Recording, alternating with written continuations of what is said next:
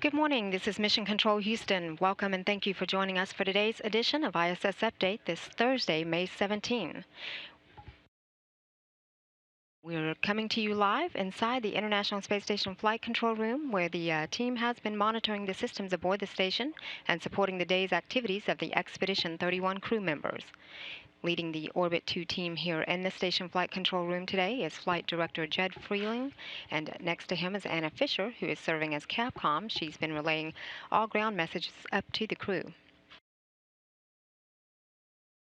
Aboard the orbiting complex, Station Commander Oleg Kononenko and flight engineers Andrei Kuipers and Don Pettit, who are in their 21st week in space, welcomed 3 new crew members aboard the orbital home last night. Russian cosmonauts Gennady Padalka, Sergei Revin, and NASA astronaut Joe Acaba aboard the Soyuz O-4M spacecraft docked to the space station after their successful launch from the Baikonur Cosmodrome in Kazakhstan late Monday night. After a 2-day chase on orbit, the Soyuz spacecraft docked to the Poisk module of the space station last night at 11:36 p.m. Central Time, as the 2 vehicles were flying over the Mongolian border with Kazakhstan. While anticipating their 3 new crew members, Kononenko, Kuipers, and Pettit began their day with a wake-up at 8:30 Central Time last night to support the arrival of their new crew members who joined them aboard the International Space Station after a series of leak and pressure checks, and the hatches between both vehicles were opened early this morning at 3:10 Central Time. The new trio joined the crew for a greeting ceremony and conference with family and mission officials, then conducted a safety briefing afterward. It is now back to business for the current station residents, while their newly arrived crewmates begin several days of familiarization tasks as they adjust to life aboard the orbital laboratory. The docking occurred on Acaba's 45th birthday. In his first daily planning conference aboard the space station, Acaba told ground controllers around the world, "I couldn't have wished for a better birthday present." Acaba had previously visited the station in March 2009 aboard the Space Shuttle Discovery as an STS-119 mission specialist. This is Padalka's 4th long-duration spaceflight and his 3rd aboard the station. His first mission was aboard the Russian space station Mir, while Revin is making his first trip into space. Awaiting for their new crewmates to join them aboard the International Space Station, Commander Kononenko, Kuipers, and Pettit had launched to the orbiting complex aboard their Soyuz spacecraft as the Expedition 30 crew in December of last year. Their vehicle docked to the Rosviet module of the space station 2 days after their launch on December 23rd. Today, the trio will complete their 149th consecutive day, nearly 5 months in space.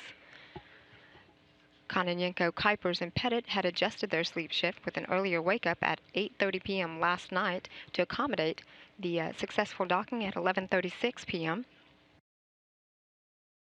The space station with its crew aboard and the Soyuz TMA O-4M now docked is now flying at an altitude of about 245 statute miles. The orbiting facility is on a night pass on a northeastern track, having made its way across the southern Australia about 15 minutes ago, is now across the North Pacific Ocean, heading toward an orbital sunrise and eventually a pass across Canada. Kononenko, Kuipers, and Pettit had adjusted their sleep shift with that earlier wake-up at 8:30 p.m. last night. They began their active long day with the first of 2 daily planning conferences a couple of hours after their wake-up. These planning conferences are held with ground controllers at mission control centers around the world to review the day's activities and also plan for the next set of tasks.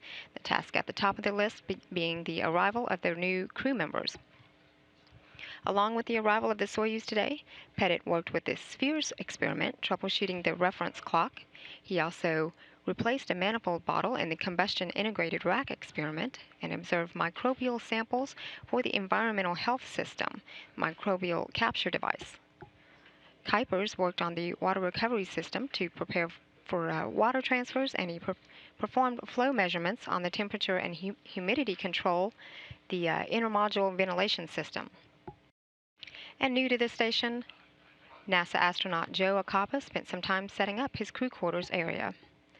The six-member expedition crew is now settling down in their pre-sleep period aboard the space station as they prepare for 14 hours of rest that will adjust their sleep back to the normal station operations clock for their first full day of work together as a full crew aboard the orbiting complex tomorrow. The crew is scheduled to go to bed just at the end of today's update hour at 11 a.m. Central Time. This is Mission Control Houston.